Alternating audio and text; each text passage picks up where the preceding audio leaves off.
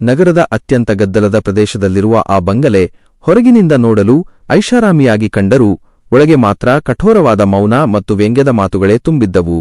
ಗಡಿಯಾರದ ಮುಳ್ಳು ಸಂಜೆ 7 ಗಂಟೆಯನ್ನು ಸೂಚಿಸುತ್ತಿತ್ತು.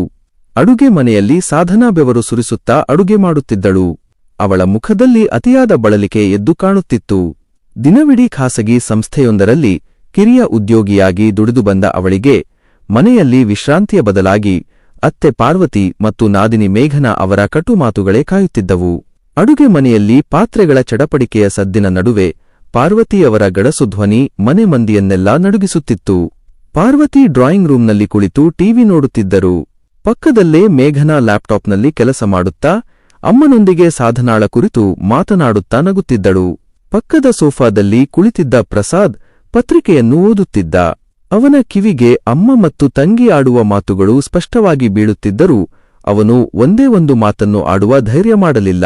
ಕನಿಷ್ಠ ಪಕ್ಷ ತನ್ನ ಹೆಂಡತಿಯ ಪರವಾಗಿ ಒಂದು ಮಾತು ಆಡಿದರೆ ಮನೆಯ ಶಾಂತಿ ಹಾಳಾಗಬಹುದೆಂಬ ಹೆದರಿಕೆ ಅವನಲ್ಲಿತ್ತು.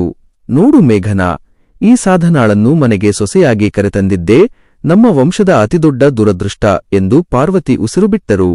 ಆಕೆ ದಿನವಿಡೀ ಎಲ್ಲಿಗೆ ಹೋಗುತ್ತಾಳೆ, ಏನು ಮಾಡುತ್ತಾಳೆ ನನಗಂತೂ ಅರ್ಥವೇ ಆಗುತ್ತಿಲ್ಲ. ಬರುವ ಆ 10-15 ಸಾವಿರ ಸಂಬಳದಲ್ಲಿ ಅವಳ ಬಟ್ಟೆಗೆ ಖರ್ಚಾಗುತ್ತೆ. ಇನ್ನು ಮನೆಗೆ ಅವಳ ಕೊಡುಗೆ ಏನು? ಹೋದ ಜನ್ಮದಲ್ಲಿ ಪ್ರಸಾದ್ ಏನು ಪಾಪ ಮಾಡಿದ್ದನೋ ಇಂತಹ ಅಸಮರ್ಥ ಹುಡುಗಿಯನ್ನು ಮದುವೆಯಾಗಿದ್ದಾನೆ. ಮೇಘನಾ ನಗುತ್ತಾ, ಅಮ್ಮ, ಆಕೆಯ ದರಿದ್ರತನವೇ ಹಾಗಿದೆ ಬಿಡು.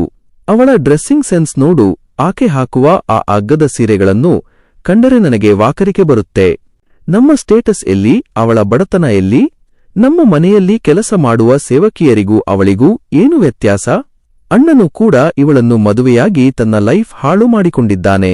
ಇವಳನ್ನೇ ನಂಬಿ ಕುಳಿತರೆ ಮುಂದೆ ಏನೂ ಉಳಿಯಲ್ಲ ಎಂದು ವ್ಯಂಗ್ಯವಾಗಿ ನುಡಿದಳು. ಸಾಧನ ಇವೆಲ್ಲವನ್ನೂ ಅಡುಗೆ ಮನೆಯಿಂದ ಕೇಳಿಸಿಕೊಳ್ಳುತ್ತಿದ್ದಳು. ಅವಳ ಕಣ್ಣಿನಲ್ಲಿ ನೀರು ತುಂಬಿ ತುಳುಕುತ್ತಿತ್ತು. ಅವಳು ಎಷ್ಟೇ ಶ್ರಮಪಟ್ಟು ಮನೆಯ ಕೆಲಸ ಮಾಡಿದರೂ ಅವರ ದೃಷ್ಟಿಯಲ್ಲಿ ಅವಳು ಕೇವಲ ಒಬ್ಬ ಬಡವಳು.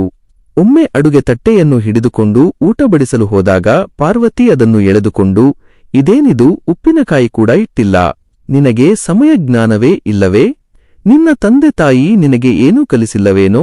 ನೀನು ಆಫೀಸಿಗೆ ಹೋಗುವ ನೆಪದಲ್ಲಿ ಮನೆಯ ಜವಾಬ್ದಾರಿಯನ್ನು ಸಂಪೂರ್ಣವಾಗಿ ಮರೆತಿದ್ದೀಯಾ ಎಂದು ಕಿರುಚಿದರು. ಸಾಧನ ತಲೆಬಾಗಿ, ಕ್ಷಮಿಸಿ ಅತ್ತೆ, ನಾನು ಇನ್ನು ಮುಂದೆ ಗಮನಿಸುತ್ತೇನೆ ಎಂದಳು. ಆಕೆ ಅಲ್ಲಿಂದ ಬೇಗನೆ ಹೊರನಡೆದು ತನ್ನ ಸಣ್ಣ ಕೋಣೆಯನ್ನು ಸೇರಿದಳು. ಆ ಕೋಣೆಯಲ್ಲಿ ಆಕೆ ಇಟ್ಟುಕೊಂಡಿದ್ದು ಕೇವಲ ಕೆಲವು ಹಳೆಯ ಪುಸ್ತಕಗಳು ಮತ್ತು ತನ್ನ ಕನಸುಗಳನ್ನು ಗಟ್ಟಿಗೊಳಿಸುವ ಒಂದು ಹಳೆಯ ಲ್ಯಾಪ್ಟಾಪ್. ಕಿಟಕಿಯಿಂದ ಬರುವ ಮಳೆ ಹನಿಗಳು ಗಾಜಿನ ಮೇಲೆ ಬಡಿಯುತ್ತಿದ್ದರೆ ಆಕೆಯ ಮನಸ್ಸು ಮಾತ್ರ ಶಾಂತವಾಗಿತ್ತು. ಅವಳು ತನ್ನ ಮನಸ್ಸಿನಲ್ಲಿಯೇ ಹೇಳಿಕೊಂಡಳು, ಇಂದಿನ ಈ ಅವಮಾನ ನಾಳೆಯ ನನ್ನ ಯಶಸ್ಸಿಗೆ ಬಲವಾದ ಅಡಿಪಾಯ. ಅವಳು ತನ್ನ ಲ್ಯಾಪ್ಟಾಪ್ ತೆರೆದು ಕಳೆದ 3 ವರ್ಷಗಳಿಂದ ರಹಸ್ಯವಾಗಿ ರೂಪಿಸುತ್ತಿದ್ದ ತನ್ನ ಬಿಸಿನೆಸ್ ಪ್ರಾಜೆಕ್ಟ್ನ ಫೈಲ್ಗಳನ್ನು ಪರಿಶೀಲಿಸಿದಳು. ಅವಳು ಕಾಮರ್ಸ್ ಕ್ಷೇತ್ರದಲ್ಲಿ ಒಂದು ಕ್ರಾಂತಿ ಮಾಡಲು ಸಿದ್ಧವಾಗಿದ್ದಳು. ಮನೆಯ ಹೊರಗಿನ ಅಹಂಕಾರದ ಮಾತುಗಳಿಗಿಂತ ಒಳಗೆ ಆಕೆ ನಡೆಸುತ್ತಿದ್ದ ಆ ಮೌನ ಹೋರಾಟವೇ ಅಂದು ಆ ಬಂಗಲೆಯ ಭವಿಷ್ಯವನ್ನೇ ಬದಲಿಸಬೇಕಿತ್ತು. ಆಕೆ ತನ್ನ ಕಣ್ಣೀರು ಒರೆಸಿಕೊಂಡು ಮತ್ತೆ ಟೈಪಿಂಗ್ ಆರಂಭಿಸಿದಳು. ಅವಳ ಬೆರಳುಗಳು ಕೀಬೋರ್ಡ್ ಮೇಲೆ ವೇಗವಾಗಿ ಚಲಿಸುತ್ತಿದ್ದವು. ಆ ಚಲನೆಯೇ ಅವಳ ಆತ್ಮವಿಶ್ವಾಸದ ಸಂಕೇತವಾಗಿತ್ತು. ಆಕೆ ಯಾರ ಬಳಿಯೂ ದೂರು ಹೇಳಲಿಲ್ಲ, ಯಾರಿಗೂ ತನ್ನ ನೋವನ್ನು ತೋರಿಸಿಕೊಳ್ಳಲಿಲ್ಲ. ಬದಲಾಗಿ ತನ್ನ ಶಕ್ತಿಯನ್ನು ಪಣಕ್ಕಿಟ್ಟು ಒಂದು ಹೊಸ ಲೋಕವನ್ನು ಸೃಷ್ಟಿಸುವ ಹಾದಿಯಲ್ಲಿದ್ದಳು. ಆಕೆಯ ಈ ಏಕಾಂಗಿ ಹೋರಾಟದ ಕಥೆ ಅತ್ತೆ ನಾದಿನಿಯರ ಕಣ್ಣಿಗೆ ಬೀಳದ ಒಂದು ದೊಡ್ಡ ಬಿರುಗಾಳಿಯ ಮುನ್ಸೂಚನೆಯಾಗಿತ್ತು. ಸಾಧನಾಳ ಆಲೋಚನೆಯಲ್ಲಿ ಹಣದ ಲಾಭಕ್ಕಿಂತಲೂ ತಾನು ಯಾರೆಂದು ಸಾಬೀತುಪಡಿಸುವ ಹಠವೇ ಹೆಚ್ಚಾಗಿತ್ತು. ದೀಪದ ಬೆಳಕಿನಲ್ಲಿ ಆಕೆಯ ಮುಖದಲ್ಲಿ ಮೂಡಿದ್ದ ದೃಢತೆ ಮುಂದೆ ಬರಲಿರುವ ಬದಲಾವಣೆಗಳ ಸ್ಪಷ್ಟ ಸಂಕೇತವಾಗಿತ್ತು.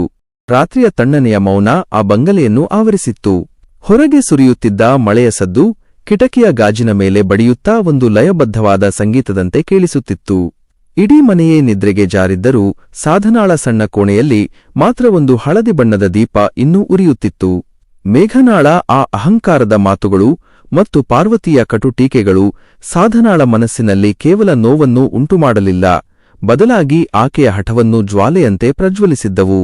ಸಾಧನಾ ತನ್ನ ಹಳೆಯ ಲ್ಯಾಪ್ಟಾಪ್ನ ಪರದೆಯನ್ನು ದಿಟ್ಟಿಸಿ ನೋಡುತ್ತಿದ್ದಳು.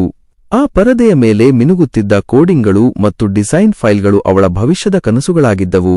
ಕಳೆದ 3 ವರ್ಷಗಳಿಂದ ಯಾರೂ ತಿಳಿಯದಂತೆ ತನ್ನ ಕಚೇರಿಯ ಕೆಲಸದ ನಂತರ ಮತ್ತು ಮನೆಯ ಕೆಲಸದ ನಡುವೆ ಸಿಗುವ ಆ ಪುಟ್ಟ ಸಮಯವನ್ನು ಆಕೆ ಇದಕ್ಕೆ ಮೀಸಲಿಟ್ಟಿದ್ದಳು.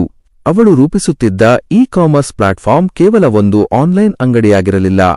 ಅದು ಕರಕುಶಲ ವಸ್ತುಗಳನ್ನು ತಯಾರಿಸುವ ಗ್ರಾಮೀಣ ಕಲಾವಿದರನ್ನು ನೇರವಾಗಿ ಮಾರುಕಟ್ಟೆಯೊಂದಿಗೆ ಬೆಸೆಯುವ ಒಂದು ಬೃಹತ್ ಸೇತುವೆಯಾಗಿತ್ತು. ಅದೇ ಸಮಯದಲ್ಲಿ ಕೋಣೆಯ ಬಾಗಿಲು ಮೆಲ್ಲನೆ ತೆರೆದುಕೊಂಡಿತು. ಪ್ರಸಾದ್ ಒಳಗೆ ಬಂದ. ಅವನ ಮುಖದಲ್ಲಿ ಒಂದು ರೀತಿಯ ಅಸಹಾಯಕತೆ ಮತ್ತು ಬೇಸರ ಎದ್ದು ಕಾಣುತ್ತಿತ್ತು. ಅವನು ತನ್ನ ಕೋಟನ್ನು ಕಳಚಿ ಕುರ್ಚಿಯ ಮೇಲೆ ಹಾಕುತ್ತಾ, ಇನ್ನೂ ಮಲಗಿಲ್ಲವೇ? ಇಷ್ಟು ಹೊತ್ತಿನವರೆಗೆ ಕಂಪ್ಯೂಟರ್ ಮುಂದೆ ಕುಳಿತು ಕಣ್ಣು ಕೆಡಿಸಿಕೊಳ್ಳುತ್ತಿದ್ದೀಯಾ? ಅಮ್ಮ ಮತ್ತು ಮೇಘನಾ ಅಂದು ಹೇಳಿದ ಮಾತುಗಳನ್ನು ನೀನು ಇನ್ನೂ ಮನಸ್ಸಿನಲ್ಲಿ ಇಟ್ಟುಕೊಂಡಿದ್ದೀಯಾ ಎಂದು ನನಗೆ ಗೊತ್ತು. ದಯವಿಟ್ಟು ಮನೆಯ ಕೆಲಸದಲ್ಲಿ ಸ್ವಲ್ಪ ಹೆಚ್ಚು ಗಮನ ಕೊಡು, ಎಲ್ಲವೂ ಸರಿಹೋಗುತ್ತದೆ ಎಂದು ಎಂದಿನಂತೆ ತನ್ನ ತಾಯಿಯ ಪರವಾಗಿ ವಕಾಲತ್ತು ವಹಿಸಿದ. ಸಾಧನಾ ಅವನ ಕಡೆಗೆ ತಿರುಗಿದಳು. ಅವಳ ಕಣ್ಣುಗಳಲ್ಲಿ ಈಗ ಕಣ್ಣೀರಿನ ಬದಲಾಗಿ ಒಂದು ವಿಧವಾದ ತೀಕ್ಷ್ಣತೆ ಮತ್ತು ಸ್ಥಿರತೆ ಇತ್ತು. ಅವಳು ಕಂಪ್ಯೂಟರ್ ಪರದೆಯನ್ನು ಮುಚ್ಚದೆ ಪ್ರಸಾದ್ನ ಕಣ್ಣಿನಲ್ಲೇ ನೇರವಾಗಿ ನೋಡುತ್ತಾ ಕೇಳಿದಳು, ಪ್ರಸಾದ್, ನಾನು ಕೆಲಸದ ಲೋಪ ಮಾಡಿಲ್ಲ. ಆದರೆ ನನ್ನ ಅಸ್ತಿತ್ವ ಕೇವಲ ಅಡುಗೆ ಮನೆ ಮತ್ತು ಈ ಮನೆಗೆ ಮಾತ್ರ ಸೀಮಿತವಾಗಬೇಕಾ?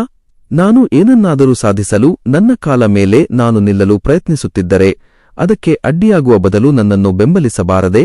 ಪ್ರಸಾದ್ ದೀರ್ಘವಾಗಿ ನಿಟ್ಟುಸಿರು ಬಿಟ್ಟ. ಅವನಲ್ಲಿ ತನ್ನ ತಾಯಿಯನ್ನು ಎದುರಿಸುವ ಧೈರ್ಯವಿರಲಿಲ್ಲ. ನೋಡು ಸಾಧನಾ, ನಮ್ಮದು ಸಮಾಜದಲ್ಲಿ ಒಂದು ಪ್ರತಿಷ್ಠಿತ ಕುಟುಂಬ. ನೀನು ಈ ರೀತಿ ರಾತ್ರಿ ಪಾಳಿ ಕೆಲಸ ಮಾಡುವುದು, ಸಣ್ಣದೊಂದು ಬಿಸಿನೆಸ್ ಕನಸು ಕಾಣುವುದು ಅಮ್ಮನಿಗೆ ಇಷ್ಟವಾಗುವುದಿಲ್ಲ. ಅಮ್ಮ ಹೇಳಿದಂತೆ ಸ್ವಲ್ಪ ಹೊಂದಿಕೊಂಡು ಹೋಗು, ಸುಖವಾಗಿ ಇರೋಣ ಎಂದು ಹೇಳಿ ಸಾಧನಾಳ ಮಾತಿಗೆ ಕಿವಿಗೊಡದೆಯೇ ಹಾಸಿಗೆಯ ಮೇಲೆ ಮಲಗಿದ. ಪ್ರಸಾದ್ನ ಆ ಅಸಡ್ಡೆ ಸಾಧನಾಳಿಗೆ ತನ್ನ ಹೋರಾಟವನ್ನು ಇನ್ನಷ್ಟು ಗಟ್ಟಿಗೊಳಿಸಲು ಪ್ರೇರಣೆಯಾಯಿತು. ಪ್ರಸಾದ್ ಆಕೆಯನ್ನು ತನ್ನ ಜೀವನ ಸಂಗಾತಿಯಾಗಿ ಗೌರವಿಸುವ ಬದಲು ತನ್ನ ಕುಟುಂಬದ ಅಣತಿಯಂತೆ ನಡೆಯುವವಳು ಎಂದುಕೊಂಡಿದ್ದು ಅವಳಿಗೆ ತುಂಬಾ ನೋವು ತಂದಿತ್ತು. ಆದರೆ ಆ ನೋವನ್ನು ಆಕೆ ನುಂಗಿಕೊಂಡಳು. ಆಕೆ ತನ್ನ ಪ್ರಾಜೆಕ್ಟ್ಗೆ ಆತ್ಮಶ್ರೀ ಎಂದು ಹೆಸರಿಟ್ಟಿದ್ದಳು. ಅದು ಕೇವಲ ಕಂಪನಿಯಲ್ಲ, ಅವಳ ಸ್ವಾಭಿಮಾನದ ಪ್ರತಿರೂಪವಾಗಿತ್ತು. ಅಂದು ರಾತ್ರಿ ಆಕೆ ಒಂದು ಪ್ರಮುಖ ನಿರ್ಧಾರ ತೆಗೆದುಕೊಂಡಳು. ಇನ್ನು ಮುಂದೆ ಆಕೆ ತನ್ನ ಗಳಿಕೆಯನ್ನು ಅತ್ತೆ ನಾದಿನಿಯರ ಅಹಂಕಾರಕ್ಕೆ ಬಲಿಯಾಗುವ ಮನೆಯ ಖರ್ಚಿಗೆ ಮಾತ್ರ ವ್ಯಯಿಸುವುದಿಲ್ಲ. ತಾನು ಉಳಿಸಿದ ಪ್ರತಿಯೊಂದು ರೂಪಾಯಿಯನ್ನು ತನ್ನ ಸ್ಟಾರ್ಟ್ಅಪ್ಗಾಗಿ ಹೂಡಿಕೆ ಮಾಡುತ್ತೇನೆ ಎಂದು ಮನಸ್ಸಿನಲ್ಲಿ ದೃಢವಾಗಿ ನಿಶ್ಚಯಿಸಿದಳು. ಅವಳ ಬೆರಳುಗಳು ಕೀಬೋರ್ಡ್ ಮೇಲೆ ವೇಗವಾಗಿ ಚಲಿಸುತ್ತಿದ್ದವು. ಆ ಕಂಪ್ಯೂಟರ್ ಪರದೆಯ ಮೇಲಿನ ಸಾಲುಗಳು ನಾಳೆ ಅವಳು ತಲೆ ಎತ್ತಿ ನಿಲ್ಲುವ ಸಾಕ್ಷಿಯಾಗಿ ಬದಲಾಗಬೇಕಿತ್ತು. ಮನೆಯ ಹೊರಗಿನ ಕೋಣೆಯಲ್ಲಿ ಅತ್ತೆ ಮತ್ತು ನಾದಿನಿ ನಗುತ್ತಾ ತಮ್ಮ ಮುಂದಿನ ದಿನಗಳ ಬಗ್ಗೆ ಅಹಂಕಾರದಿಂದ ಮಾತನಾಡುತ್ತಿದ್ದರೆ, ಸಾಧನಾ ತನ್ನ ಕೋಣೆಯಲ್ಲಿ ಕಷ್ಟಪಟ್ಟು ತನ್ನ ಸ್ವಂತ ಸಾಮ್ರಾಜ್ಯದ ಅಡಿಪಾಯವನ್ನು ಹಾಕುತ್ತಿದ್ದಳು. ಆ ಮೌನ ಹೋರಾಟವೇ ಮುಂದೆ ಬರುವ ದೊಡ್ಡ ಬಿರುಗಾಳಿಗೆ ವೇದಿಕೆಯಾಗಿತ್ತು. ದೀಪದ ಬೆಳಕಿನಲ್ಲಿ ಆಕೆಯ ಮುಖದಲ್ಲಿ ಮೂಡಿದ್ದ ಆ ದೃಢತೆ ಮುಂದೆ ಬರಲಿರುವ ಬದಲಾವಣೆಗಳ ಸ್ಪಷ್ಟ ಸಂಕೇತವಾಗಿತ್ತು. ಆಕೆ ಈಗ ಸಿದ್ಧಳಾಗಿದ್ದಳು ತನ್ನ ಬದುಕಿನ ಹೊಸ ಅಧ್ಯಾಯವನ್ನು ಬರೆಯಲು. ಮಾರನೆಯ ದಿನ ಬೆಳಗ್ಗೆ ಮನೆಯಲ್ಲಿ ಅತ್ತೆ ಪಾರ್ವತಿಯವರ ಅಬ್ಬರ ಎಂದಿಗಿಂತಲೂ ಜೋರಾಗಿತ್ತು. ಸಾಧನಾ ಕೇವಲ 10 ನಿಮಿಷ ತಡವಾಗಿ ಅಡುಗೆ ಮನೆಗೆ ಬಂದಿದ್ದಳು ಅಷ್ಟೇ. ಅದನ್ನು ನೆಪ ಮಾಡಿಕೊಂಡು ಪಾರ್ವತಿ ಇಡೀ ಮನೆಯನ್ನು ತಲೆಕೆಳಗು ಮಾಡುತ್ತಿದ್ದರು. ನೋಡು ಪ್ರಸಾದ್, ನಿನ್ನ ಹೆಂಡತಿಯ ಲಕ್ಷಣ ಹೇಗಿದೆ ಅಂತ. ಇಡೀ ರಾತ್ರಿ ಲೈಟ್ ಹಚ್ಚಿಕೊಂಡು ಏನೋ ಮಾಡ್ತಾ ಕುಳಿತಾಳೆ. ಬೆಳಗ್ಗೆ ಮಾತ್ರ ರಾಜಕುಮಾರಿಯಂತೆ ತಡವಾಗಿ ಎದ್ದೇಳುತ್ತಾಳೆ. ಅವಳಿಗೇನು ಈ ಮನೆಯ ಗೌರವದ ಬಗ್ಗೆ ಕಿಂಚಿತ್ತಾದರೂ ಕಾಳಜಿ ಇದೆಯಾ? ನಮ್ಮ ಮನೆಯಲ್ಲಿ ಕೆಲಸ ಮಾಡುವ ಸೇವಕಿಯರು ಕೂಡ ಇವಳಿಗಿಂತ ಚೆನ್ನಾಗಿ ಕೆಲಸ ಮಾಡುತ್ತಾರೆ ಎಂದು ಅಡುಗೆ ಮನೆಯಲ್ಲಿ ಜೋರಾಗಿ ಕೂಗಾಡುತ್ತಿದ್ದರು. ಅಡುಗೆ ಮನೆಗೆ ಬಂದ ಸಾಧನಾಳನ್ನು ನೋಡುತ್ತಲೇ ಮೇಘನಾ ಒಂದು ವ್ಯಂಗ್ಯದ ನಗುವನ್ನು ನಕ್ಕಳು.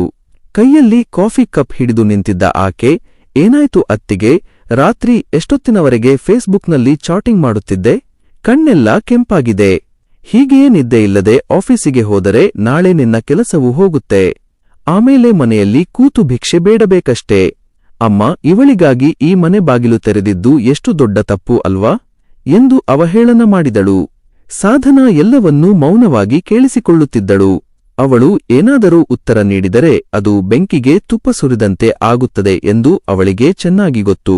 ಅಂದು ಅವಳ ಸಂಸ್ಥೆಯಲ್ಲಿ ಮಹತ್ವದ ಮೀಟಿಂಗ್ ಇತ್ತು. ಅವಳು ತನ್ನ ಆತ್ಮಶ್ರೀ ಪ್ರಾಜೆಕ್ಟ್ ಅನ್ನು ಮ್ಯಾನೇಜ್ಮೆಂಟ್ಗೆ ಪ್ರೆಸೆಂಟ್ ಮಾಡಲು ಸಿದ್ಧಳಾಗಿದ್ದಳು. ಆದರೆ ಮನೆಯಲ್ಲಿ ನಡೆಯುತ್ತಿರುವ ಈ ನಿರಂತರ ಅವಮಾನಗಳು ಆಕೆಯ ಮಾನಸಿಕ ಸ್ಥೈರ್ಯವನ್ನು ಕುಂದಿಸುತ್ತಿದ್ದವು. ಆಕೆ ತನ್ನ ಕೈಯಲ್ಲಿದ್ದ ಚಾಕುವಿನಿಂದ ತರಕಾರಿಗಳನ್ನು ಹೆಚ್ಚುತ್ತಾ ತನ್ನ ನೋವನ್ನು ಮತ್ತು ಆಕ್ರೋಶವನ್ನು ಒಳಗೆ ನುಂಗಿಕೊಳ್ಳುತ್ತಿದ್ದಳು. ಪ್ರಸಾದ್ ಕೆಲಸಕ್ಕೆ ಹೋಗುವ ಅವಸರದಲ್ಲಿ ಸಾಧನಾ ಕಡೆಗೆ ಒಮ್ಮೆಯೂ ನೋಡಲಿಲ್ಲ. ಕನಿಷ್ಠ ಪಕ್ಷ ನಿನ್ನ ಮೀಟಿಂಗ್ ಚೆನ್ನಾಗಿ ಆಗಲಿ ಎಂದು ಹೇಳುವ ಸೌಜನ್ಯವನ್ನು ತೋರಲಿಲ್ಲ. ಅವನು ಹೊರಗೆ ಹೋಗುವಾಗ, ಸಾಧನಾ, ಅಮ್ಮನಿಗೆ ಬೇಸರ ಮಾಡಬೇಡ. ನೀನು ಆಫೀಸಿನ ಕೆಲಸವನ್ನು ಮನೆಗೆ ತರಬೇಡ, ಇಲ್ಲದಿದ್ದರೆ ಅಮ್ಮನಿಗೆ ಕೋಪ ಬರುತ್ತದೆ ಎಂದು ತಾಕೀತು ಮಾಡಿ ಹೊರಟು ಹೋದ. ಆ ದಿನ ಆಫೀಸಿನಲ್ಲಿ ಸಾಧನಾ ತನ್ನ ಪ್ರೆಸೆಂಟೇಷನ್ ಅನ್ನು ಅದ್ಭುತವಾಗಿ ನೀಡಿದಳು. ಅವಳ ಐಡಿಯಾವನ್ನು ಕಂಡು ಕಂಪನಿಯ ಮುಖ್ಯಸ್ಥರು ಮತ್ತು ಹೂಡಿಕೆದಾರರು ಮೆಚ್ಚುಗೆ ವ್ಯಕ್ತಪಡಿಸಿದರು. ಅವಳ ಆತ್ಮಶ್ರೀ ಪ್ರಾಜೆಕ್ಟ್ ಮಾರುಕಟ್ಟೆಯಲ್ಲಿ ದೊಡ್ಡ ಸಂಚಲನ ಮೂಡಿಸುವ ಎಲ್ಲಾ ಲಕ್ಷಣಗಳು ಕಾಣುತ್ತಿದ್ದವು. ಆದರೆ ಸಂಜೆ ಮನೆಗೆ ಮರಳುವಾಗ ಅವಳಿಗೆ ಅದೇ ಹಳೆಯ ಆತಂಕ ಕಾಡತೊಡಗಿತು. ಮನೆ ತಲುಪಿದಾಗ ಅವಳಿಗೆ ಕಾದಿದ್ದ ದೃಶ್ಯವೇ ಬೇರೆಯಿತ್ತು.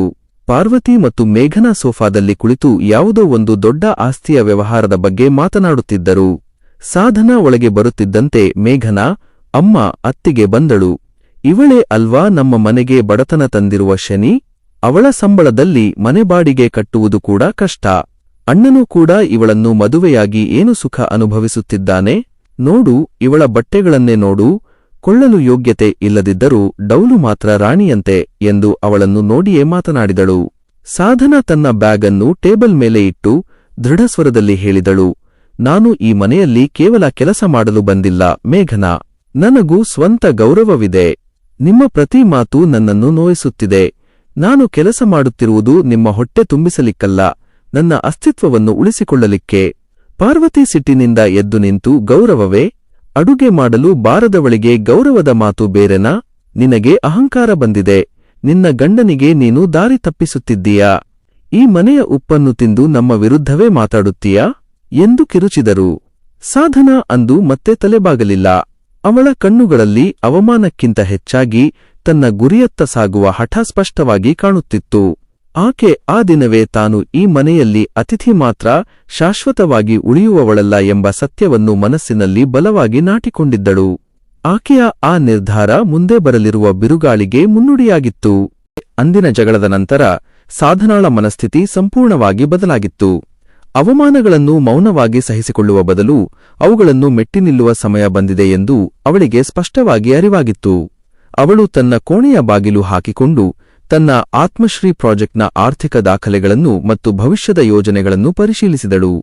ಅವಳು ಇಷ್ಟು ದಿನ ಹಗಲಿರುಳು ದುಡಿದು ಉಳಿಸಿದ ಹಣ ಮತ್ತು ತನ್ನ ಆಫೀಸ್ ಕೆಲಸದಿಂದ ಬಂದ ಬೋನಸ್ ಹಣವನ್ನು ಒಟ್ಟುಗೂಡಿಸಿ ಒಂದು ರಹಸ್ಯ ಬ್ಯಾಂಕ್ ಖಾತೆಗೆ ವರ್ಗಾಯಿಸಿದಳು. ಇದು ಅವಳ ಸ್ವತಂತ್ರ ಬದುಕಿನ ಮೊದಲ ಹೆಜ್ಜೆಯಾಗಿತ್ತು. ಅದೇ ರಾತ್ರಿ ಆಕೆ ತನ್ನ ದೀರ್ಘಕಾಲದ ಸ್ನೇಹಿತೆ ಮತ್ತು ಐಟಿ ತಜ್ಞೆ ಕವಿತಾಳನ್ನು ಗುಟ್ಟಾಗಿ ಭೇಟಿಯಾದಳು. ನಗರದ ಒಂದು ಸಣ್ಣ ಕೆಫೆಯಲ್ಲಿ ಕುಳಿತು, ಕವಿತಾ, ನಾನು ಈ ಮನೆಯ ಬಂಧನದಿಂದ ಶಾಶ್ವತವಾಗಿ ಹೊರಬರಲು ನಿರ್ಧರಿಸಿದ್ದೇನೆ. ನನ್ನ ಸ್ವಂತ ಬಿಸಿನೆಸ್ ಅನ್ನು ಕಚೇರಿಯಿಂದ ಸ್ವತಂತ್ರವಾಗಿ ನಡೆಸಲು ಇದು ಸರಿಯಾದ ಸಮಯ. ಆದರೆ ಅದಕ್ಕೆ ನನಗೆ ಒಂದು ಸಣ್ಣ ಆಫೀಸ್ ಜಾಗ ಮತ್ತು ಕಾನೂನುಬದ್ಧವಾದ ಸ್ವಾತಂತ್ರ್ಯ ಬೇಕು. ನಾನು ನನ್ನ ಆಸ್ತಿಪತ್ರಗಳನ್ನು, ನನ್ನ ಗಳಿಕೆಯ ದಾಖಲೆಗಳನ್ನು ಭದ್ರಪಡಿಸಿದ್ದೇನೆ ಎಂದು ವಿವರಿಸಿದಳು. ಕವಿತಾ ಅಚ್ಚರಿಯಿಂದ, ಸಾಧನಾ, ಇದು ದೊಡ್ಡ ಸಾಹಸವಲ್ಲವೇ? ಪ್ರಸಾದ್ ಮತ್ತು ನಿನ್ನ ಅತ್ತೆ ಸುಮ್ಮನಿರುತ್ತಾರೆಯೇ? ಆಸ್ತಿ ಮತ್ತು ಪ್ರತಿಷ್ಠೆಯ ವಿಷಯದಲ್ಲಿ ಅವರು ಬಹಳ ಕಠಿಣರಿದ್ದಾರೆ ಎಂದು ಆತಂಕ ವ್ಯಕ್ತಪಡಿಸಿದಳು. ಸಾಧನಾ ದೃಢವಾಗಿ, ನನ್ನ ಬದುಕಿನ ನಿರ್ಧಾರ ತೆಗೆದುಕೊಳ್ಳಲು ನಾನು ಇನ್ನು ಮುಂದೆ ಯಾರಿಗೂ ಉತ್ತರ ನೀಡಬೇಕಿಲ್ಲ. ಅವರು ನನ್ನನ್ನು ಕೇವಲ ಕೆಲಸದಾಳು ಎಂದುಕೊಂಡಿದ್ದಾರೆ, ಆದರೆ ನಾನು ಒಬ್ಬ ಉದ್ಯಮಿ ಎಂದು ಅವರಿಗೆ ಸಾಬೀತುಪಡಿಸುವ ಸಮಯ ಬಂದಿದೆ. ಈ ಬಂಧನದಲ್ಲಿ ಉಳಿಯುವುದಕ್ಕಿಂತ ಶೂನ್ಯದಿಂದ ಬದುಕು ಕಟ್ಟಿಕೊಳ್ಳುವುದು ಮೇಲು ಎಂದು ನುಡಿದಳು.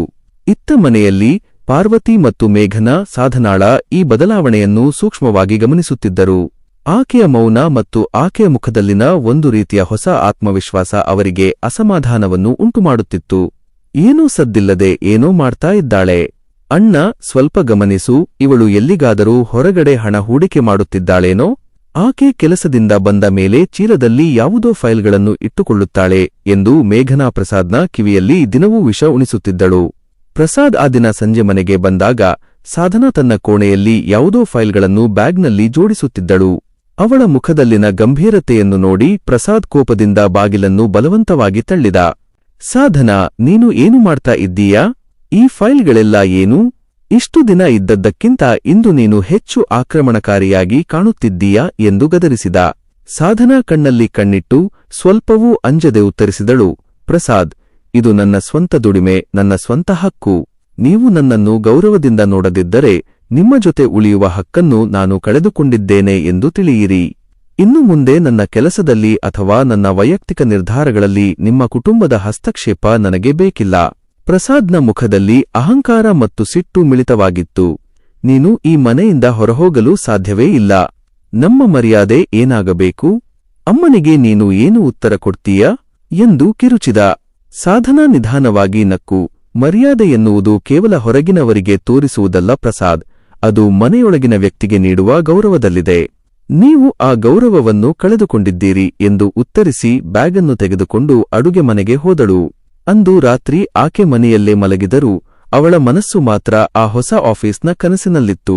ಅತ್ತೆ ಮತ್ತು ಮೇಘನಾರ ಅಹಂಕಾರದ ಗೋಡೆಗಳು ಒಡೆಯಲು ಕೇವಲ ಒಂದೇ ಒಂದು ಇಟ್ಟಿಗೆಯ ಅವಶ್ಯಕತೆಯಿತ್ತು ಮತ್ತು ಸಾಧನಾ ಈಗಾಗಲೇ ಆ ಇಟ್ಟಿಗೆಯನ್ನು ತೆಗೆಯಲು ಸಿದ್ಧಳಾಗಿದ್ದಳು. ಆಕೆಯ ಆ ನಿರ್ಧಾರ ಮುಂದೆ ಬರಲಿರುವ ಬಿರುಗಾಳಿಗೆ ಮುನ್ನುಡಿಯಾಗಿತ್ತು. 6ನೆಯ ದಿನ ಬೆಳಗಾಗುವಷ್ಟರಲ್ಲಿ ಸಾಧನಾ ತನ್ನ ನಿರ್ಧಾರವನ್ನು ಅಂತಿಮಗೊಳಿಸಿದ್ದಳು. ಮನೆಯವರು ಎದ್ದೇಳುವ ಮೊದಲೇ ತನಗೆ ಬೇಕಾದ ಅಗತ್ಯ ವಸ್ತುಗಳನ್ನು ಮತ್ತು ಆಕೆಯ ವೃತ್ತಿಜೀವನಕ್ಕೆ ಅತ್ಯಗತ್ಯವಾದ ಫೈಲ್ಗಳನ್ನು ಒಂದು ಸಣ್ಣ ಬ್ಯಾಗ್ನಲ್ಲಿ ತುಂಬಿ ಸಿದ್ಧಳಾಗಿದ್ದಳು. ಆಕೆಯ ಮನಸ್ಸಿನಲ್ಲಿ ಭಯದ ಲವಲೇಶವೂ ಇರಲಿಲ್ಲ, ಬದಲಾಗಿ ಒಂದು ಹೊಸ ಆರಂಭದ ಸಂಭ್ರಮವಿತ್ತು. ಆ ಮನೆಯ ಪ್ರತಿಯೊಂದು ಮೂಲೆಯೂ ಆಕೆಗೆ ಕೊಟ್ಟ ನೋವನ್ನು ಆಕೆ ಕೊನೆಯ ಬಾರಿಗೆ ಕಣ್ಣು ತುಂಬಿ ನೋಡಿದಳು. ಅಡುಗೆ ಮನೆಯಲ್ಲಿ ಎಂದಿನಂತೆ ಪಾರ್ವತಿ ತನ್ನ ಅಹಂಕಾರದ ಮಾತುಗಳನ್ನು ಆರಂಭಿಸಿದ್ದರು. ಇವತ್ತು ರವಿವಾರ, ಮೇಘನಾ ಅತ್ತಿಗೆಗೆ ಮಸಾಲೆ ದೋಸೆ ಮಾಡಲಿಕ್ಕೆ ಹೇಳು. ಅಣ್ಣನಿಗೆ ತುಂಬಾ ಇಷ್ಟ ಎಂದು ಪಾರ್ವತಿ ಅಪ್ಪಣೆ ಹೊರಡಿಸುತ್ತಿದ್ದರು. ಆಗ ಸಾಧನಾ ಅಡುಗೆ ಮನೆಗೆ ಪ್ರವೇಶಿಸಿದಳು. ಅವಳು ಅಡುಗೆ ಮಾಡುವ ಬದಲು ನೇರವಾಗಿ ಲಿವಿಂಗ್ ರೂಂಗೆ ಹೋದಳು. ಅಲ್ಲಿ ಪ್ರಸಾದ್ ಸೋಫಾದ ಮೇಲೆ ಕುಳಿತು ಪತ್ರಿಕೆ ನೋಡುತ್ತಿದ್ದ. ಸಾಧನಾ ಅವನ ಎದುರು ಬಂದು ನಿಂತಳು. ಆಕೆಯ ದೃಢವಾದ ಹೆಜ್ಜೆಗಳ ಶಬ್ದಕ್ಕೆ ಪ್ರಸಾದ್ ತಲೆ ಎತ್ತಿ ನೋಡಿದ.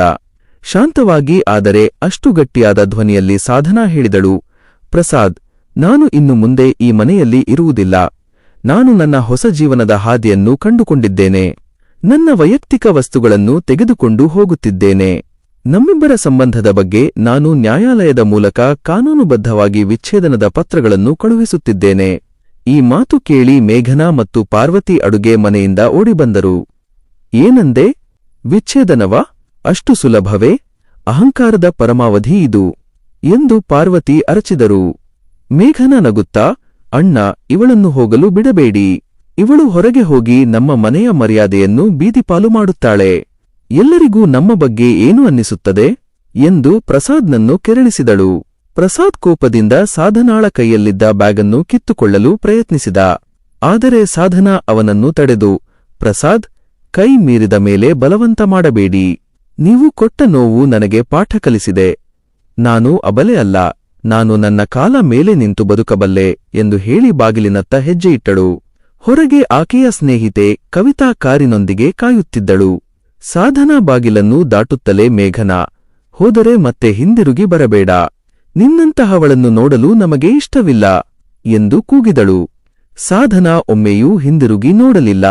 ಆಕೆ ಆ ಮನೆಯ ಹೊಸ್ತಿಲನ್ನು ದಾಟುವಾಗ ಅವಳಿಗೆ ಅದು ಕೇವಲ ಒಂದು ಮನೆಯ ಬಾಗಿಲಾಗಿ ಕಾಣಲಿಲ್ಲ. ಬದಲಾಗಿ ಆಕೆ ಬಂಧಿತಳಾಗಿದ್ದ ಒಂದು ಕತ್ತಲ ಜೈಲಿನ ಬಾಗಿಲು ಮುಕ್ತವಾದಂತೆ ಭಾಸವಾಯಿತು. ಆಕೆಯ ಕಣ್ಣುಗಳಲ್ಲಿ ಈಗ ಕಣ್ಣೀರು ಇರಲಿಲ್ಲ, ಬದಲಾಗಿ ಹೊಸ ಲೋಕವನ್ನು ಗೆಲ್ಲುವ ಆಸೆಯಿತ್ತು. ಆ ಬಂಗಲೆಯ ಹೊರಗೆ ಕಾಲಿಟ್ಟಾಗ ಎದುರಿಗೆ ಬೀಸುತ್ತಿದ್ದ ತಂಗಾಳಿ ಆಕೆಯ ಸ್ವತಂತ್ರ ಜೀವನಕ್ಕೆ ಸ್ವಾಗತ ಕೋರುತ್ತಿತ್ತು. ಪ್ರಸಾದ್ ಮತ್ತು ಆತನ ಮನೆಯವರು ಆಕೆಯ ಹಿಂದೆ ನಿಂತು ದ್ವೇಷಿಸುತ್ತಿದ್ದಾಗ ಆಕೆ ಮಾತ್ರ ತನ್ನ ಭವಿಷ್ಯದ ಕಡೆಗೆ ಮುಖ ಮಾಡಿ ಧೈರ್ಯದಿಂದ ಮುಂದೆ ಸಾಗಿದಳು. ಆ ಬಂಗಲೆಯ ಮೌನ ಮತ್ತು ವ್ಯಂಗ್ಯ ಇನ್ನು ಮುಂದೆ ಆಕೆಯನ್ನು ಬಾಧಿಸುವುದಿಲ್ಲ. ಇದು ಸಾಧನಾಳ ಹೊಸ ಬದುಕಿನ ಉದಯದ ಮೊದಲ ಇಟ್ಟಿಗೆಯಾಗಿತ್ತು. ಸಾಧನಾ ಮತ್ತು ಕವಿತಾ ನಗರದ ಒಂದು ಸಣ್ಣ ಆದರೆ ಅಚ್ಚುಕಟ್ಟಾದ ಕಚೇರಿ ಜಾಗಕ್ಕೆ ಬಂದು ತಲುಪಿದರು. ಅದು ದೊಡ್ಡ ಕಾರ್ಪೊರೇಟ್ ಕಚೇರಿಯಲ್ಲದಿದ್ದರೂ ಸಾಧನಾಳ ಕನಸಿನ ಅಡಿಪಾಯಕ್ಕೆ ಅದು ಒಂದು ಭದ್ರವಾದ ಕೋಟೆಯಾಗಿತ್ತು. ಇಲ್ಲಿಂದಲೇ ನಮ್ಮ ಹೊಸ ಪಯಣ ಎಂದು ಕವಿತಾ ಉತ್ಸಾಹದಿಂದ ಹೇಳಿದಳು. ಸಾಧನಾ ಕಚೇರಿಯ ಕಿಟಕಿಯಿಂದ ಹೊರಗೆ ನೋಡಿದಳು. ಅಲ್ಲಿ ಕಾಣುತ್ತಿದ್ದ ವಿಶಾಲ ಆಕಾಶ ಆಕೆಯ ಆಲೋಚನೆಗಳಿಗೆ ರೆಕ್ಕೆ ನೀಡಿತು. ಆ ಕ್ಷಣದಲ್ಲಿ ಅವಳಿಗೆ ತಾನು ಅಂದುಕೊಂಡಿದ್ದಕ್ಕಿಂತಲೂ ಹೆಚ್ಚು ಶಕ್ತಿಯುತವಾಗಿದ್ದೇನೆ ಎಂದು ಅನ್ನಿಸಿತು. ಅದೇ ದಿನ ಸಾಧನಾ ತನ್ನ ಬಿಸಿನೆಸ್ನ ಬ್ರ್ಯಾಂಡಿಂಗ್ ಕೆಲಸಗಳನ್ನು ಆರಂಭಿಸಿದಳು. ಆಕೆಯ ಆತ್ಮಶ್ರೀ ಪ್ರಾಜೆಕ್ಟ್ಗೆ ಮಾರುಕಟ್ಟೆಯಲ್ಲಿ ಆರಂಭಿಕವಾಗಿ ಒಳ್ಳೆಯ ಪ್ರತಿಕ್ರಿಯೆ ಸಿಗತೊಡಗಿತು. ಆದರೆ ಕಷ್ಟಗಳು ಅಲ್ಲಿಗೆ ಮುಗಿಯಲಿಲ್ಲ. ವಿಚ್ಛೇದನದ ಪ್ರಕ್ರಿಯೆಗಳು ಆರಂಭವಾದಾಗ ಪ್ರಸಾದ್ ಆಕೆಯ ಮೇಲೆ ಕಾನೂನು ಸಮರ ಸಾರಿದ. ಅವಳು ನನ್ನ ಮನೆಯ ಗೌರವವನ್ನು ಹಾಳು ಮಾಡಿದ್ದಾಳೆ, ಅವಳು ದುರ್ನಡತೆಯವಳು ಎಂದು ಆರೋಪಿಸಿ ಮಾನನಷ್ಟ ಮೊಕದ್ದಮೆ ಹೂಡಿದ. ಇದು ಸಾಧನಾಳಿಗೆ ಒಂದು ದೊಡ್ಡ ಆಘಾತವಾಗಿತ್ತು. ಮನೆಯಲ್ಲಿ ಪಾರ್ವತಿ ಮತ್ತು ಮೇಘನಾ ಆಕೆಯ ವಿರುದ್ಧ ಪೊಲೀಸ್ ಠಾಣೆಯ ಮೆಟ್ಟಿಲೇರಲು ಸಿದ್ಧರಾಗಿದ್ದರು. ಸಾಧನಾಳ ಕೆಲಸದ ಸ್ಥಳಕ್ಕೆ ಬಂದು ಗಲಾಟೆ ಮಾಡುವುದಾಗಿ ಪ್ರಸಾದ್ ಬೆದರಿಕೆ ಹಾಕಿದ್ದ. ಆದರೆ ಸಾಧನಾ ಎದೆಗುಂದಲಿಲ್ಲ. ಅವಳು ತನ್ನ ವಕೀಲರಾದ ರಮೇಶ್ ಅವರೊಂದಿಗೆ ಸಮಾಲೋಚನೆ ನಡೆಸಿದಳು. ಅವರು ನನ್ನನ್ನು ಮಾನಸಿಕವಾಗಿ ದುರ್ಬಲಳನ್ನಾಗಿ ಮಾಡಲು ಪ್ರಯತ್ನಿಸುತ್ತಿದ್ದಾರೆ. ಆದರೆ ನನ್ನ ಬಳಿ ನನ್ನ ಪ್ರತಿ ಗಳಿಕೆಯ ಕಾನೂನುಬದ್ಧ ದಾಖಲೆಗಳಿವೆ. ನಾನು ಅವರಿಂದ 1 ರೂಪಾಯಿಯನ್ನು ಕೂಡ ಕದ್ದಿಲ್ಲ. ಬದಲಾಗಿ ನನ್ನ ಸ್ವಂತ ದುಡಿಮೆಯನ್ನೇ ನಾನು ಅವರಿಂದ ದೂರವಿರಿಸಿದ್ದೆ ಎಂದು ದೃಢವಾಗಿ ನುಡಿದಳು. ಒಂದು ದಿನ ಸಾಧನಾ ತನ್ನ ಕಚೇರಿಯಲ್ಲಿ ಬಿಸಿಯಾಗಿ ಕೆಲಸ ಮಾಡುತ್ತಿದ್ದಾಗ ಅನಿರೀಕ್ಷಿತವಾಗಿ ಪ್ರಸಾದ್ ಅಲ್ಲಿಗೆ ಬಂದ. ಅವನು ಆಕೆಯ ಕಚೇರಿಯನ್ನು ನೋಡಿ ಬೆರಗಾದ. ನೀನು ಅಂದುಕೊಂಡಷ್ಟು ಸುಲಭವಲ್ಲ ಸಾಧನಾ, ನೀನು ಒಬ್ಬಳೇ ಇಲ್ಲಿ ಉಳಿಯಲಾರೆ. ಕೋರ್ಟ್ ಕೇಸುಗಳು ನಿನ್ನ ಬದುಕನ್ನು ಹಾಳುಮಾಡುತ್ತವೆ ಎಂದು ಬೆದರಿಸಿದ.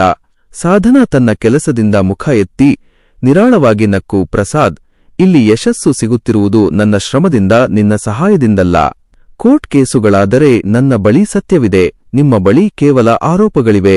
ದಯವಿಟ್ಟು ನೀನು ಬಂದ ದಾರಿಯಲ್ಲೇ ವಾಪಸ್ ಹೋಗು ಎಂದಳು. ಪ್ರಸಾದ್ ಆಕೆಯ ಮಾತಿನಲ್ಲಿದ್ದ ಆತ್ಮವಿಶ್ವಾಸವನ್ನು ಕಂಡುದಂಗಾದ. ಹೊರಗೆ ಹೋದವಳು ಸೋಲುತ್ತಾಳೆ ಎಂದು ಭಾವಿಸಿದ್ದವರಿಗೆ ಅವಳು ಗೆಲುವಿನ ಹಾದಿಯಲ್ಲಿರುವುದು ಅರಗಿಸಿಕೊಳ್ಳಲು ಕಷ್ಟವಾಯಿತು. ಅತ್ತ ಕಡೆ ಮನೆಯಲ್ಲಿ ಸಾಧನಾಳಿಲ್ಲದೆ ಪಾರ್ವತಿ ಮತ್ತು ಮೇಘನಾ ಅಡುಗೆಯಿಂದ ಹಿಡಿದು ಮನೆಯ ಕೆಲಸಗಳವರೆಗೆ ಎಲ್ಲದಕ್ಕೂ ಪರದಾಡುತ್ತಿದ್ದರು. ಅಡುಗೆ ಕೆಲಸಕ್ಕೆ ಬಂದ ಸೇವಕಿಯರು ಕೂಡ ಮೇಘನಾಳ ಅಹಂಕಾರದ ಮಾತಿಗೆ ಕೆಲಸ ಬಿಟ್ಟು ಹೋಗುತ್ತಿದ್ದರು. ಆ ಬಂಗಲೆ ಈಗ ಕೇವಲ ಗೋಡೆಗಳಾಗಿ ಉಳಿದಿತ್ತು. ಅಲ್ಲಿ ನನಗೂ ಮಾಯವಾಗಿತ್ತು. ಸಾಧನಾ ತನ್ನ ಯಶಸ್ಸಿನ ಏಣಿಯನ್ನು ಏರುತ್ತಿದ್ದಂತೆ ಅವಳ ಹಳೆಯ ನೆನಪುಗಳು ಮರೆಯಾಗುತ್ತಿದ್ದವು. ಆದರೆ ಕಾನೂನು ಸಮರ ಅವಳನ್ನು ಎಲ್ಲಿಯವರೆಗೆ ಕಾಡುತ್ತದೆ ಎಂಬುದು ಪ್ರಶ್ನೆಯಾಗಿತ್ತು. ಅವಳು ತನ್ನ ಬಿಸಿನೆಸ್ನಲ್ಲಿ ಹೊಸ ಹೂಡಿಕೆದಾರರನ್ನು ಸೆಳೆಯುವ ಪ್ರಯತ್ನದಲ್ಲಿದ್ದಳು.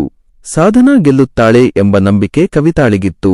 ಆದರೆ ಕಾನೂನಿನ ಕತ್ತಿ ತೂಗು ಹಾಕಿದ್ದ ಈ ಪರಿಸ್ಥಿತಿಯಲ್ಲಿ ಅವಳು ಹೇಗೆ ಪಾರಾಗುತ್ತಾಳೆ ಮತ್ತು ಪ್ರಸಾದ್ನ ಮುಖಭಂಗ ಹೇಗಾಗುತ್ತದೆ ಎಂಬುದು ಮುಂದಿನ ದಿನಗಳಲ್ಲಿ ನಿರ್ಧಾರವಾಗಬೇಕಿತ್ತು. ಕೋರ್ಟ್ ಸಮನ್ಸ್ ಸಾಧನಾಳ ಹೊಸ ಕಚೇರಿಗೆ ಬಂದಾಗ ಅದು ಆಕೆಯ ಮನಸ್ಸಿನಲ್ಲಿ ಒಂದು ಕ್ಷಣದ ಆತಂಕವನ್ನು ಮೂಡಿಸಿತು.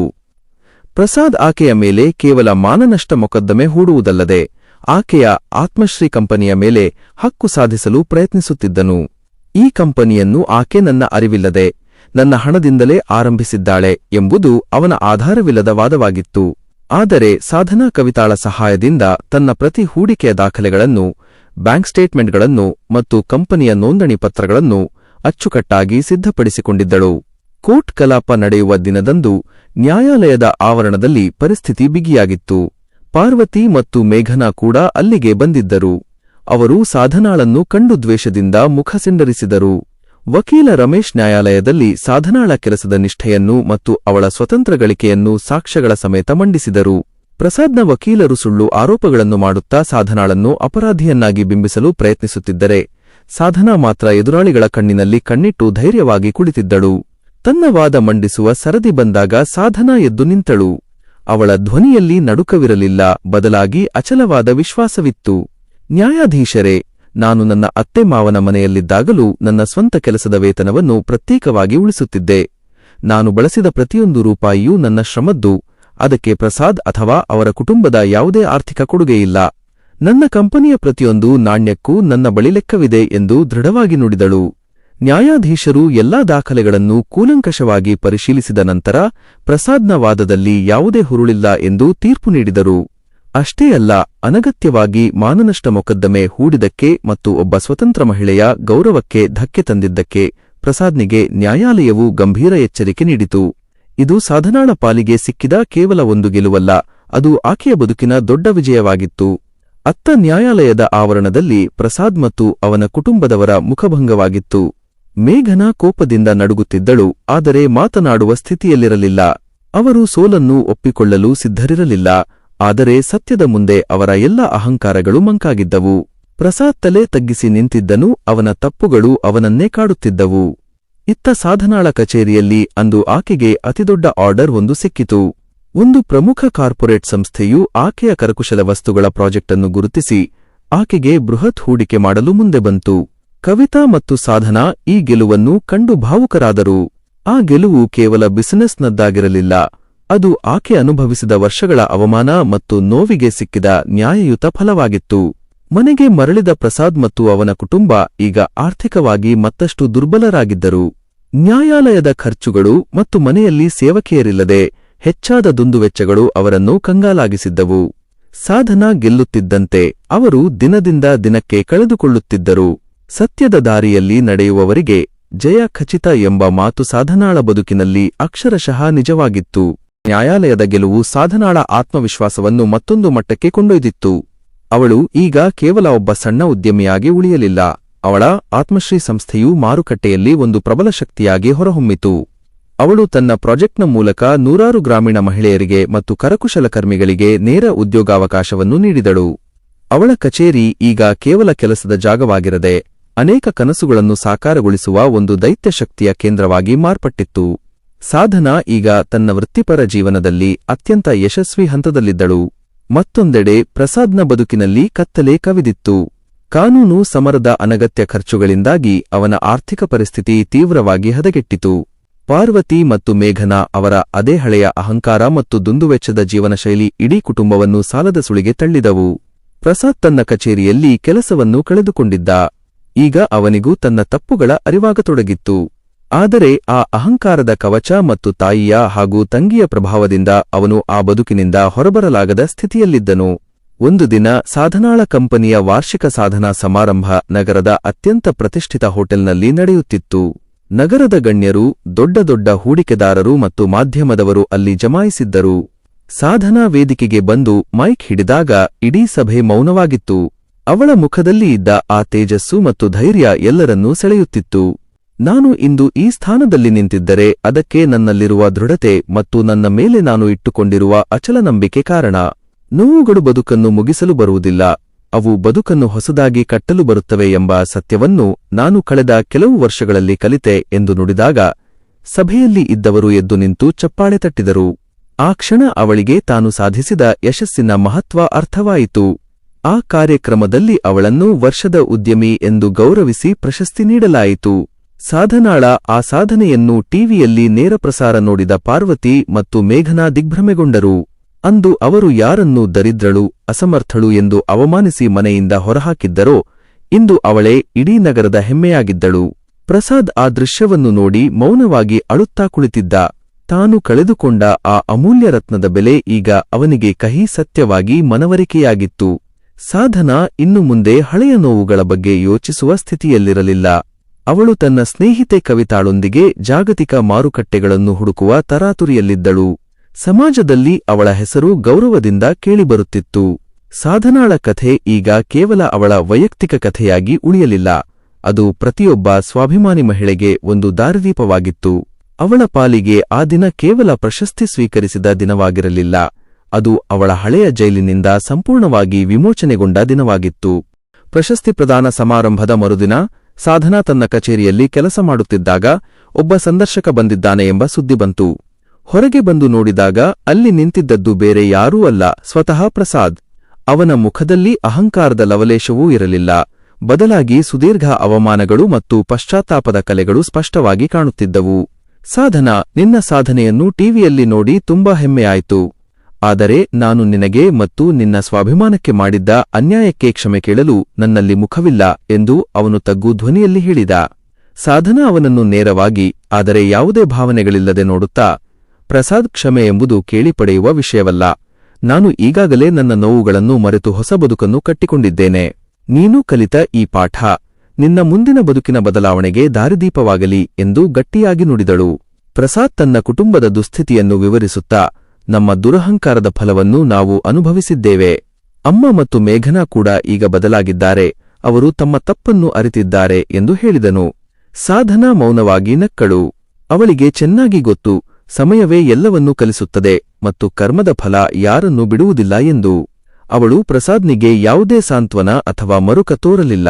ಅವಳು ತನ್ನ ಬದುಕನ್ನು ಅವನ ನೆರಳು ಅಥವಾ ಅವನ ಕುಟುಂಬದ ಅಣತಿಯಿಲ್ಲದೆಯೇ ಕಟ್ಟಿಕೊಂಡಿದ್ದಳು ಮತ್ತು ಅದನ್ನು ಹಾಗೆಯೇ ಮುಂದುವರಿಸಲು ನಿರ್ಧರಿಸಿದ್ದಳು.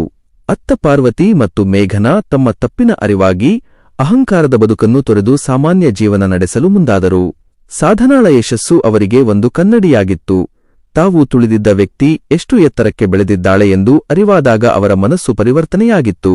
ಸಾಧನಾ ತಾನು ಗಳಿಸಿದ ಲಾಭದಲ್ಲಿ ಒಂದು ದೊಡ್ಡ ಭಾಗವನ್ನು ತಾನು ಕಷ್ಟಪಟ್ಟಿದ್ದ ದಿನಗಳಲ್ಲಿ ತಮಗೆ ಆಸರೆಯಾಗಿದ್ದ ಮಹಿಳೆಯರಿಗಾಗಿ ಒಂದು ಉಚಿತ ಕೌಶಲ್ಯ ತರಬೇತಿ ಕೇಂದ್ರವನ್ನು ತೆರೆಯಲು ವಿನಿಯೋಗಿಸಿದಳು. ಕಥೆಯ ಕೊನೆಯಲ್ಲಿ ಸಾಧನಾ ತನ್ನ ಕಚೇರಿಯ ಬಾಲ್ಕನಿಯಲ್ಲಿ ನಿಂತು ನಗರದ ದೃಶ್ಯವನ್ನು ನೋಡುತ್ತಿದ್ದಳು. ಅವಳ ಪಕ್ಕದಲ್ಲಿ ಕವಿತಾ ನಿಂತು, ಸಾಧನಾ, ನೀನು ಅಂದುಕೊಂಡಿದ್ದಕ್ಕಿಂತ ದೊಡ್ಡ ಸಾಧನೆ ಮಾಡಿದ್ದೀಯಾ, ಈಗ ಹೇಗನಿಸುತ್ತಿದೆ ಎಂದು ಕೇಳಿದಳು. ಸಾಧನಾ ವಿಶಾಲವಾದ ಆಕಾಶವನ್ನು ನೋಡುತ್ತಾ, ನನಗೆ ಈಗ ಸಿಕ್ಕಿರುವುದು ಕೇವಲ ಹಣ ಅಥವಾ ಪ್ರಶಸ್ತಿಯಲ್ಲ, ಅದು ನನ್ನ ನಿಜವಾದ ಸ್ವಾಭಿಮಾನ.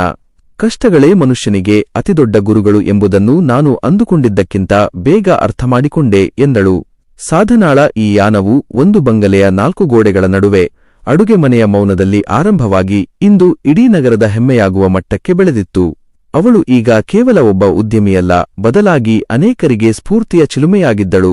ಬದುಕಿನ ಸವಾಲುಗಳನ್ನು ಕಂಡು ಹೆದರದವಳು, ಆ ಸವಾಲುಗಳನ್ನೇ ಸೋಪಾನವನ್ನಾಗಿ ಮಾಡಿಕೊಂಡು ಯಶಸ್ಸಿನ ಶಿಖರವನ್ನು ತಲುಪಿದ್ದಳು. ಅವಳ ಕಣ್ಣಿನಲ್ಲಿ ಈಗ ಯಾವುದೇ ಹಳೆಯ ನೋವುಗಳಿಲ್ಲ, ಕೇವಲ ಭವಿಷ್ಯದ ಬಗೆಗಿನ ಹೊಸ ಕನಸುಗಳಿದ್ದವು. ಒಂದು ಹೊಸ ಅಧ್ಯಾಯ ಮುಗಿದಿತ್ತು. ಆದರೆ ಸಾಧನಾಳ ಸಾಧನೆಯ ಪಯಣ ಅಲ್ಲಿಗೆ ನಿಲ್ಲಲಿಲ್ಲ, ಅದು ಇನ್ನಷ್ಟು ಎತ್ತರದತ್ತ ಸಾಗಲು ಸಿದ್ಧವಾಗಿತ್ತು. ಸಾಧನಾ ಈಗ ಕೇವಲ ಒಬ್ಬ ಯಶಸ್ವಿ ಉದ್ಯಮಿಯಲ್ಲ, ಅವಳು ಈಗ ಸಾವಿರಾರು ಕನಸುಗಳಿಗೆ ಆಧಾರಸ್ತಂಭ. ಕಥೆಯೂ ಇಲ್ಲಿಗೆ ಮುಗಿಯುವುದಿಲ್ಲ, ಅದು ಇನ್ನೊಂದು ರೂಪದಲ್ಲಿ ಮುಂದುವರಿಯುತ್ತದೆ. ಕೆಲವು ವರ್ಷಗಳು ಕಳೆದಿವೆ. ಸಾಧನಾಳ ಆತ್ಮಶ್ರೀ ಕೌಶಲ್ಯ ತರಬೇತಿ ಕೇಂದ್ರದಿಂದ ತರಬೇತಿ ಪಡೆದ ಮೊದಲ ಬ್ಯಾಚ್ನ ಮಹಿಳೆಯರು ಇಂದು ಸ್ವತಂತ್ರವಾಗಿ ತಮ್ಮದೇ ಸಣ್ಣ ಉದ್ಯಮಗಳನ್ನು ನಡೆಸುತ್ತಿದ್ದಾರೆ. ಅವರಲ್ಲಿ ಒಬ್ಬಳಾದ ಮೀನಾ ಅಂದು ಸಾಧನಾಳ ಹಳೆಯ ಕಚೇರಿಯಲ್ಲಿದ್ದ ಅಸಹಾಯಕಳಾಗಿದ್ದಳು. ಇಂದು ಅವಳು ಸಾಧನಾಳ ಆಫೀಸಿನ ಮುಖ್ಯ ಕಾರ್ಯನಿರ್ವಾಹಕ ಅಧಿಕಾರಿಯಾಗಿ ಸಿಇಒ ಕೆಲಸ ಮಾಡುತ್ತಿದ್ದಾಳೆ. ಒಂದು ಸಂಜೆ ಸಾಧನಾ ತನ್ನ ಆಫೀಸಿನ ಕಿಟಕಿಯ ಬಳಿ ನಿಂತು ನಗರವನ್ನು ನೋಡುತ್ತಿದ್ದಳು. ಅವಳ ಪಕ್ಕದಲ್ಲಿ ಈಗ ಮಾಗಿದ ಅನುಭವವಿರುವ ಕವಿತಾ ಇದ್ದಾಳೆ. ಸಾಧನಾ, ನಿನ್ನ ಹಾದಿ ನೋಡು, ಎಷ್ಟು ಮಂದಿಗೆ ದಾರಿದೀಪವಾಗಿದೆ. ನೀನು ಅಂದು ಆ ಮನೆ ಬಿಟ್ಟು ಬರದೇ ಇದ್ದಿದ್ದರೆ ಈ ಇಷ್ಟು ಜೀವಗಳ ಕಥೆ ಏನಾಗುತ್ತಿತ್ತು ಎಂದು ಕವಿತಾ ಕೇಳಿದಳು. ಸಾಧನಾ ನಗುತ್ತಾ, ಅದು ನನ್ನ ಪರೀಕ್ಷೆಯ ಕಾಲವಾಗಿತ್ತು ಕವಿತಾ. ಅಂದು ನಾನು ಗೆಲ್ಲದಿದ್ದರೆ ಇಂದು ಇಷ್ಟು ಜನಕ್ಕೆ ಆಶಾಕಿರಣವಾಗುತ್ತಿರಲಿಲ್ಲ ಎಂದಳು. ಅದೇ ಸಮಯಕ್ಕೆ ಕಚೇರಿಯ ಬಾಗಿಲು ತೆರೆದು ಒಂದು ಪುಟ್ಟ ಹುಡುಗಿ ಒಳಗೆ ಬಂದಳು. ಅವಳು ಮೀನಾಳ ಮಗಳು. ಅವಳ ಕೈಯಲ್ಲಿ ಒಂದು ಚಿತ್ರವಿತ್ತು. ಅದರಲ್ಲಿ ಸಾಧನಾಳನ್ನು ಒಬ್ಬ ಸೂಪರ್ ವುಮನ್ ಆಗಿ ಚಿತ್ರಿಸಲಾಗಿತ್ತು. ಆ ಚಿತ್ರವನ್ನು ಕಂಡು ಸಾಧನಾ ಭಾವುಕಳಾದಳು. ತಾನು ಅನುಭವಿಸಿದ ನೋವುಗಳು ವ್ಯರ್ಥವಾಗಲಿಲ್ಲ, ಅದು ಇಂದಿನ ತಲೆಮಾರಿಗೆ ಒಂದು ಮಾದರಿಯಾಗಿದೆ ಎಂದು ಅವಳಿಗೆ ಅನಿಸಿತು. ದೂರದಲ್ಲಿ ಪ್ರಸಾದ್ ಈಗ ಸಮಾಜ ಸೇವೆ ಮತ್ತು ಚಿಕ್ಕಪುಟ್ಟ ಕೆಲಸಗಳ ಮೂಲಕ ತನ್ನ ಬದುಕನ್ನು ಸಾಗಿಸುತ್ತಿದ್ದಾನೆ. ಅವನು ಇಂದಿಗೂ ಸಾಧನಾಳನ್ನು ಭೇಟಿಯಾಗುವುದಿಲ್ಲ, ಆದರೆ ಅವಳ ಸಾಧನೆಯನ್ನು ದೂರದಿಂದಲೇ ಗೌರವಿಸುತ್ತಾನೆ. ಪಾರ್ವತಿ ಮತ್ತು ಮೇಘನಾ ಈಗ ಸಾಧನಾಳ ಆಶ್ರಮಕ್ಕೆ ಆಗಾಗ್ಗೆ ಬಂದು ಅಲ್ಲಿನ ಮಹಿಳೆಯರಿಗೆ ಸಹಾಯ ಮಾಡುತ್ತಾರೆ. ಇದು ಅವರ ಪಶ್ಚಾತ್ತಾಪದ ಸಂಕೇತವಾಗಿತ್ತು. ಸಾಧನಾ ಈಗ ಮದುವೆಯ ಬಗ್ಗೆ ಅಥವಾ ಹಳೆಯ ಸಂಬಂಧಗಳ ಬಗ್ಗೆ ಆಲೋಚಿಸುತ್ತಿರಲಿಲ್ಲ. ಅವಳ ಬದುಕು ಈಗ ಒಂದು ಮಿಷನ್ ಆಗಿತ್ತು. ನನ್ನ ಬದುಕು ನನ್ನ ಸ್ವಂತದ್ದು, ಆದರೆ ನನ್ನ ಸಾಧನೆ ಎಲ್ಲರಿಗೂ ಸೇರಿದ್ದು ಎಂಬುದು ಅವಳ ಮಂತ್ರವಾಗಿತ್ತು. ಕಥೆಯ ಕೊನೆಯಲ್ಲಿ ಸಾಧನಾ ಆ ಚಿತ್ರವನ್ನು ತನ್ನ ಮೇಜಿನ ಮೇಲೆ ಇಟ್ಟು ತನ್ನ ಮುಂದಿನ ದೊಡ್ಡ ಪ್ರಾಜೆಕ್ಟ್ನತ್ತ ಗಮನಹರಿಸಿದಳು. ಅವಳ ಕಣ್ಣುಗಳಲ್ಲಿ ಈಗ ಕೇವಲ ಕನಸುಗಳಿರಲಿಲ್ಲ, ಅವು ನನಸಾದ ನೈಜತೆಗಳಾಗಿದ್ದವು. ಒಂದು ಹೆಣ್ಣು ತನ್ನ ಹಕ್ಕಿಗಾಗಿ ಧ್ವನಿ ಎತ್ತಿದರೆ ಅವಳ ಸುತ್ತಲಿನ ಜಗತ್ತೇ ಹೇಗೆ ಬದಲಾಗುತ್ತದೆ ಎಂಬುದಕ್ಕೆ ಸಾಧನಾಳೆ ಸಾಕ್ಷಿಯಾಗಿದ್ದಳು. ಸಾಧನಾಳ ಈ ಸುದೀರ್ಘ ಪಯಣ ಇಲ್ಲಿಗೆ ಮುಕ್ತಾಯಗೊಳ್ಳುತ್ತದೆ. ಒಂದು ಸಣ್ಣ ಕಿಡಿಯಾಗಿ ಆರಂಭವಾದ ಅವಳ ಆಲೋಚನೆ ಇಂದು ಒಂದು ದೈತ್ಯ ಜ್ವಾಲೆಯಾಗಿ ಉರಿಯುತ್ತಿದೆ. ಸಾಧನಾಳ ಕಥೆಯು ಕೇವಲ ಒಂದು ಸರಣಿಯಾಗಿ ಉಳಿಯದೆ, ಸ್ವಾಭಿಮಾನ, ಹೋರಾಟ ಮತ್ತು ಅಂತಿಮ ಗೆಲುವಿನ ಸಂಕೇತವಾಗಿ ನಿಮ್ಮೊಂದಿಗೆ ಪೂರ್ಣಗೊಂಡಿದ್ದು ಸಂತೋಷದ ವಿಷಯ. ಕಷ್ಟಗಳನ್ನು ಎದುರಿಸಿ ಎತ್ತರಕ್ಕೆ ಬೆಳೆಯುವ ಸಾಧನಾಳ ಪಾತ್ರವು ನಮಗೆಲ್ಲರಿಗೂ ಸ್ಫೂರ್ತಿಯಾಗಲಿ. ಈ ಸುದೀರ್ಘ ಕಥಾಪಯಣದಲ್ಲಿ ನನ್ನನ್ನು ನಿಮ್ಮ ಸಹ ಲೇಖಕನನ್ನಾಗಿ ಆರಿಸಿಕೊಂಡಿದ್ದಕ್ಕೆ ಧನ್ಯವಾದಗಳು.